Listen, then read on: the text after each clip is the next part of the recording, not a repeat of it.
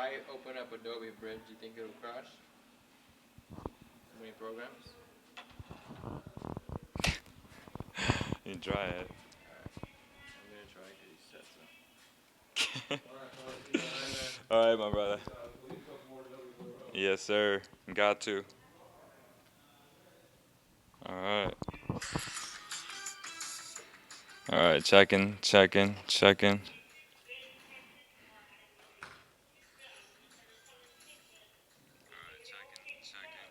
That works. We straight.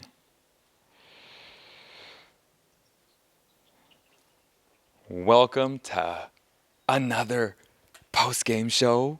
This time not from the arena, but from the press conference room where you host every press conference, Kings players, Kings coaches. We cannot use the court because there's about 1,000 kids on it, and they won't leave until midnight. It is Friday night, and there's a huge smile on my face because the Kings finally won a game. November 1st, as I said earlier on our Instagram story, new month, new court, and new confident Kings team, composed down the stretch Kings team. They really needed this. This awesome fan base really needed this, and they got it. 1.1 over the Utah Jazz, who came in as the best team record-wise in the Western Conference. My number 2 overall team, record or not. I had the Clippers number 1 before the year started and Jazz number 2. I still feel that way. The Jazz are so talented. They're so deep. But the Kings played well tonight. They played their style of play. But the Kings had to win this game, and they did. Those last 3 minutes were just cardiac, man. I mean, one possession after another where you were like, oh my gosh, are they going to lose this game? They're just cursed.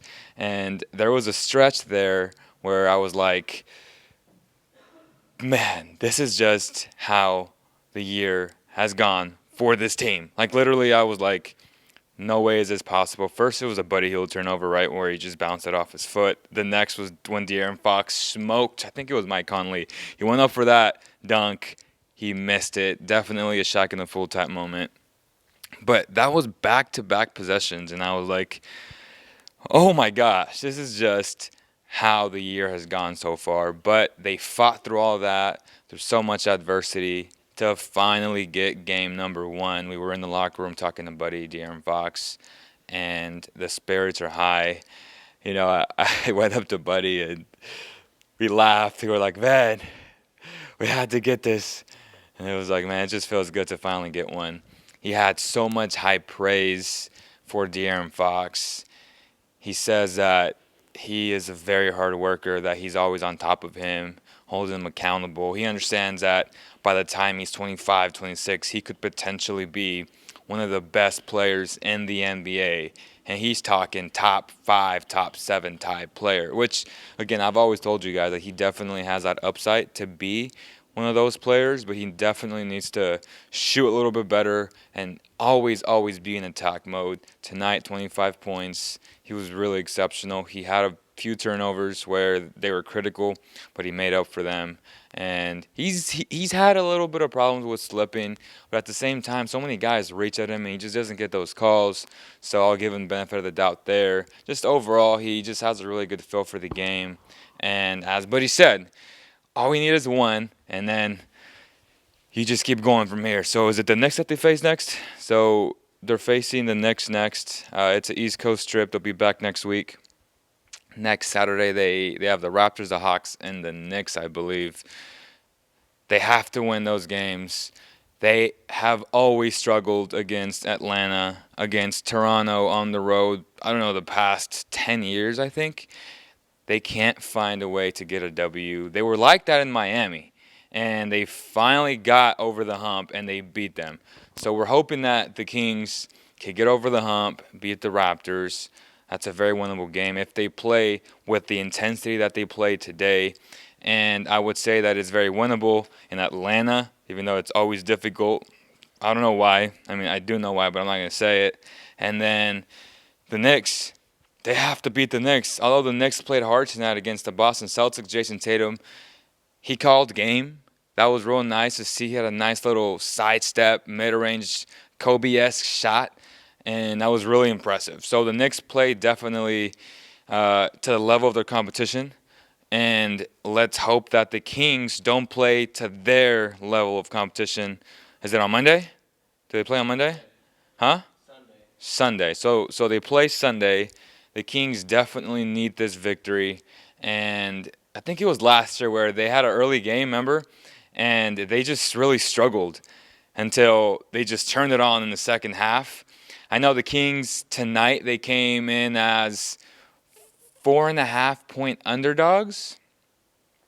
They covered the spread and they won. So if you bet the money line tonight, you made some nice chunk and change. It's funny because almost every betting website had the Jazz as their lock of the game. And again, you can't really blame them. You know, like the Kings have looked like straight trash the past 5 games, but tonight they played to where we think they were before the year started. Now, can they sustain that? That's the real question. They have 3 games that are all winnable, but they're all going to be tough because, again, they don't play well in those cities for whatever reason, and let's hope that something changes tonight. The shots were falling for Bogdanovich, had some massive shots. I know he and Buddy Hield had a long conversation after we all left, and, I kept my eye on them. But I think it was Buddy that just screamed out, "It feels good when shots finally fall in," right? I'll say this, though. The previous 2 games in both third quarters, which they lost the third quarter tonight, but it was only by 2 points off a buzzer beater from Jeff Green, they have had so many wide open jump shots where you're like, okay, it's definitely not on Luke Walton at to some extent, right? How you get shots is definitely coaching, X's and O's scheme, but if you do get open shots, I think it's 67% of their shots were wide open in the third quarter, if I'm not mistaken. And they were just simply missing shots. Tonight, the shots were falling in. They were ultra aggressive. And you saw a different result. But Bogdan hit that shot to go up 1 in the third quarter. And then Jeff Green definitely crushed a lot of hopes to finally get over the hump in terms of a psychological third quarter. Regardless, the momentum was still on the Kings because they understood that they were not down by double digits in that third quarter like they have the previous 5 games. So definitely a positive there. Trevor Ariza came in there, had a few steals, brought the energy, that wing depth that has definitely been needed on this squad. Trevor Ariza has struggled all season long, but tonight he definitely brought some energy, and that's always a good thing. We have a lot of people moving. What's up, guys? What's up, man? Yeah, so we're ready for some Q&A action, man. Let's bring it. Oh, and don't forget that this post-game show is presented by Climb Society Folsom. The grand opening, or the soft opening, I keep saying grand opening, but the soft opening is they're aiming for November 8th. So if you're ready to change your fitness lifestyle, make sure to follow Climb Society Folsom on Instagram at Climb Society Folsom because you will definitely want to be a part of this amazing society. Go ahead. John from 10th year senior said, was it the different jersey colors? So John, shout out to my guy, 10th year senior, his brother from another mother. He said, was it the change of jerseys / court? It may very well have been a psychological thing. The Kings just needed some type of change, whatever it is. And again, we can play around and say stuff like that, but it came down to making shots. The shots fell in tonight. Should Bogey be starting? Should Bogey be starting? No, because if he starts, then that second unit is extremely depleted. I don't like how Corey Joseph has performed offensively. I think he's been really lethargic. And as I said in pregame show, Corey Joseph needs a low post presence, more of a guy that he can dump it in and create for that guy. If that makes any sense, because teams are leaving him wide open, and he's not hitting shots. So Corey Joseph really would fit in that type of offense where you have a legitimate system in place. The Kings' best strength is to be in transition. that's why I keep advocating for Yogi Ferrell to get the backup minutes as of now until the Kings get the system down, until their X's and O's, their offensive scheme gets a lot better offensively. Until that happens, I would prefer to play Yogi Ferrell. I think Corey Joseph has been okay on defense. He hasn't been great like he came in as advertised. So that's how I feel about him. I think he's a great guy and definitely can help this team down the road for sure. But as of right now, I feel like Yogi Ferrell would be the better fit. What can the Kings build on from this win, and what should they improve? Well, anytime you win, that cures a lot of things, right? And they should build off making shots. I think the Kings have had a lot of open shots. Buddy Hield had a lot of open shots. Bogey, this is definitely a confidence game for Bogdan Bogdanovic. Let's hope that he continues it against the Knicks on Sunday. Are you happy? Because I'm happy. Let's go. How was your day? Are you happy? Because I'm happy. Let's go. Definitely. I think as a fan, as a member of the media, and if you're a huge Kings fan, you always want to win basketball games. Last night I was here at Doko for Halloween, and it was really, really lonely. It was shocking because today I took a little tour on that side of Doko, and I was exploring and seeing all the new development, and I was like, man, like, why isn't this place popping? And you come to realize that the Kings have such a huge influence on the city. The vibes were extremely negative the past 2 weeks. So a lot of the restaurants or businesses are suffering because the Kings aren't winning. How crazy is that? But it's a fact. Like, this city feeds off the energy of the Sacramento Kings. And I feel like tonight is going to be popping. So definitely the Kings need to win more games because it's good for business. What's the next question? Should Buddy Hield be getting to the foul line more often? Should Buddy Hield be getting to the foul line more often? I believe that he should. But at the same time, I feel like if you guys watched my film breakdown a few days ago, he tends to want to do that too much in transition where he should just drop, pop, and stop on the dime. And because that's what he's known for, right? So anytime, I feel like his first step isn't as explosive as other guards, but when you're the second most elite shooter in the NBA after Steph Curry, then use that strength. So if someone can just point that out to him, which I'm sure they have already, and it looked like it did because he was a lot better tonight. You know, he had some, again, Buddy Hield has had some careless turnovers, and I'm sure that he's very aware of those things, and it's something that he can improve on. And if he does improve on that, then the Kings will have better chances to win in the near future. What are your thoughts on Luke Walton? Should they explore new coaches? My thoughts on Luke Walton is that they've played 6 games coming into the year, right? Take that back. When he got hired, I was very skeptical of it because of his offensive schemes the past 3 years, and a lot of you guys were like, no, players love him. I was like, okay. So I bought into the idea of being a player's coach, which is great because a lot of the times, a lot of other people that have been covering this game for a long time or people within the organization, they feel like you really need a game manager per se, like knowing how to feed egos, how to control egos, not necessarily the best with X's and O's, but I'm like, well, the best X's and O's guys who can do both is Greg Popovich, Quinn Snyder, who I think is the second best coach, can arguably be the best coach right now, right? Because he's so creative with so many players. I don't know if you guys saw Donovan Mitchell and all the stuff that he runs to get him open, and I'm like, oh my gosh, can you imagine if they had that type of system where they can just run for a Buddy Hield? But we have to be fair. It's been 6 games, so it's not fair to say, well, Luke sucks or Luke is great or any of those things. You just have to wait and see. Unless this team, as I said in previous post games, would start 0-20 or something like that, then he'd get canned. But he's here for the long run, at least for this season. I don't see anything changing.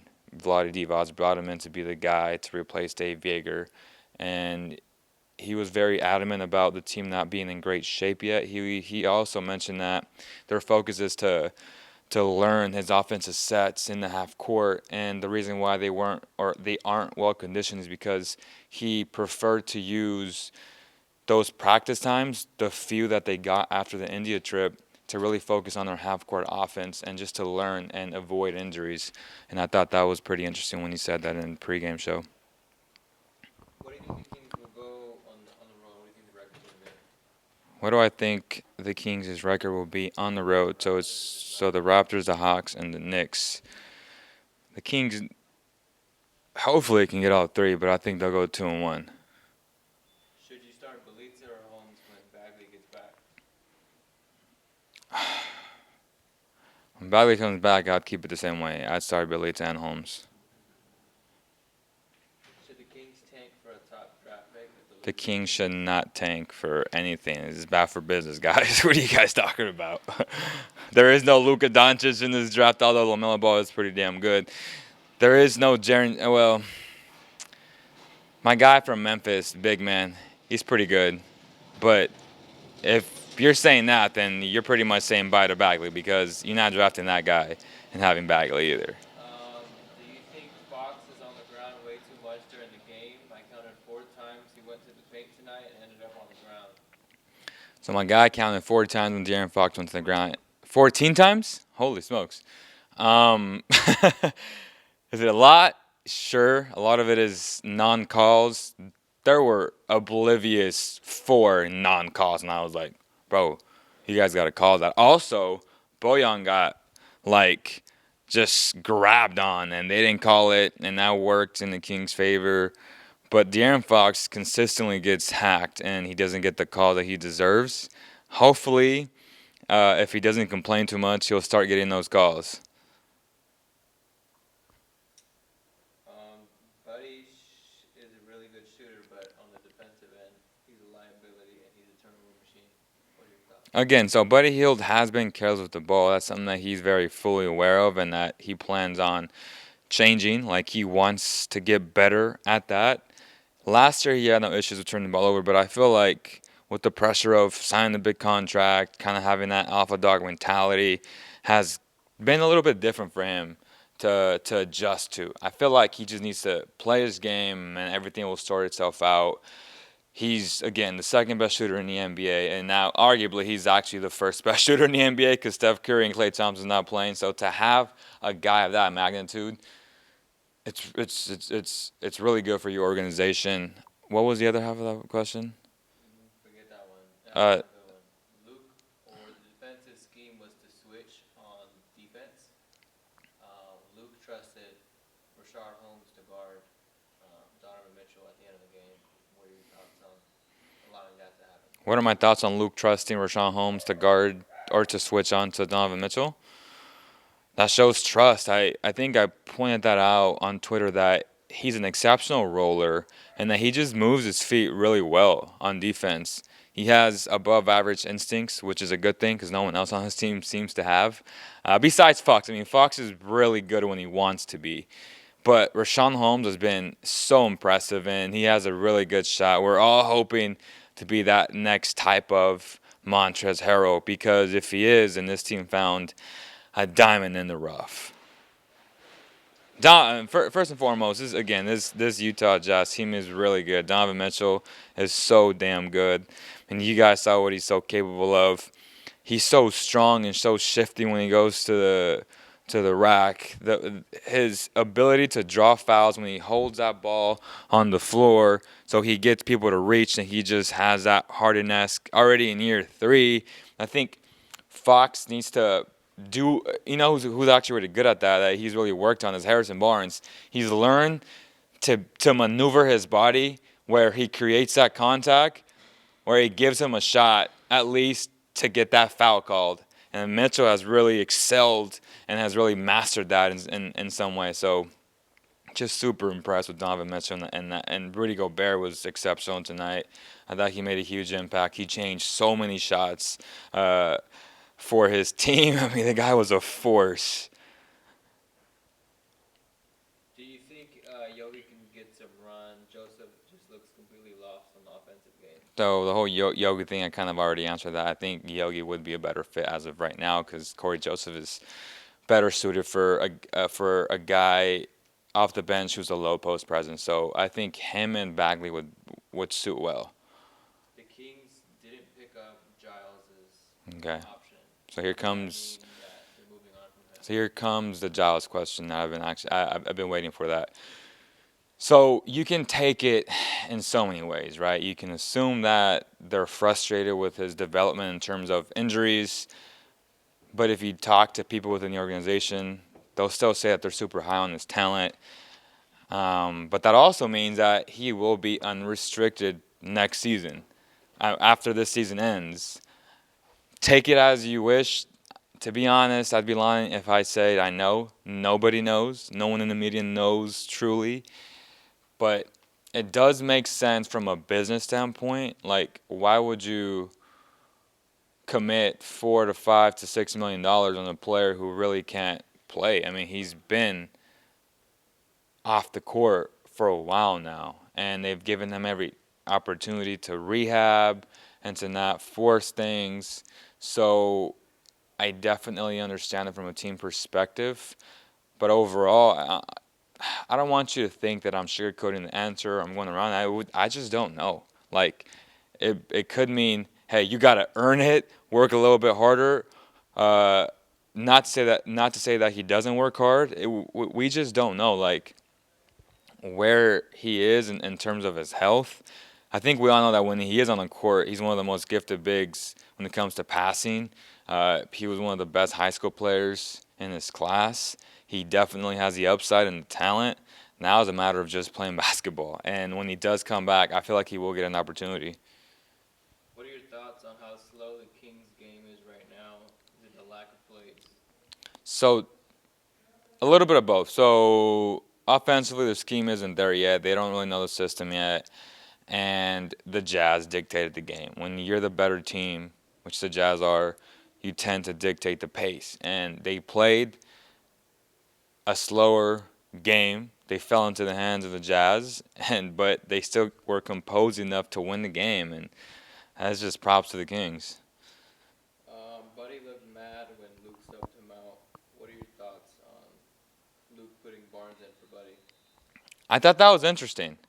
But if you remember or if you recall, Buddy had, I don't know if they were turnovers, but they were really bad shots, right? So at that point, I feel like as a coach, if you see your player struggling and you kind of want to take them out, because in the spurt of a game, the player doesn't realize if they're wrong or if they're right. They're always going to think they're in the right, and they're always going to think they're taking great shots, etc.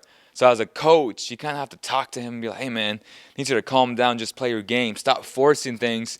And I think it was more of a teaching moment. And even though Buddy in the moment was upset about it, in the long run, it's going to help him realize that, hey, my coach has my back. He tried to put him back in the game, but I think we went like 50 seconds with no timeout. And that's when Fox went, when he did his thing and Barnes got the tip in. A lot of things happened, but defensively having Barnes out there was really good. Was Ariza in that last position is what he was, huh? I believe he was guarding Mitchell. Then he got that switch on home. So that just shows that Luke definitely trusts Ariza. I'm going to take one last question, guys. I'm tired. How's your ankle? How is my ankle, man? It's better. It's better. But sometimes, like I told you guys randomly, like my ankle comes out of my socket when I'm just walking. I'm like, what? And then it just goes back in place. Like I can't make that up. And it's like, what's going on? Is it tendonitis? I have no idea. Yeah, I half-assed my entire therapy. I think my therapy expires on the 4th of this month, which I haven't went to. But definitely, if you guys want to hoop, I'll be here downtown roughly around 9 a.m. tomorrow. I'm going to try to wake up early, so we'll see what happens. This definitely will be a late night. So I'll be there tomorrow 9 a.m. I don't know if there's any people at that time in downtown 24-Hour Fitness, but if you guys are willing to come down, make sure to hit me up on Instagram, and I'll be gladly to sit around with you guys, and if there's enough people, play some games. Again, shout out to Clam Society Folsom for sponsoring this post-game show, and all of our sponsors. We also made a post that we are looking for another member to add to the CK team. If you understand digital marketing, email marketing, Google marketing, Facebook marketing, more on ideas for businesses, then definitely send in your resume at info.cowbellkingdom@gmail.com. It's a great opportunity, man. Depending on what your experience is like, that will dictate how much you will get paid and what your position will be for the near future of the Cowbell Kingdom organization. That's going to do it, y'all. Thank you guys so much for all the support. On behalf of E-Man, Jaden, who's done a great job promoting, making these awesome videos, and my guy Fabian Reese for sending in that video, those last 3 minutes. That's my guy. The entire CK team, entire Kings family. Peace. We'll see you on the next one.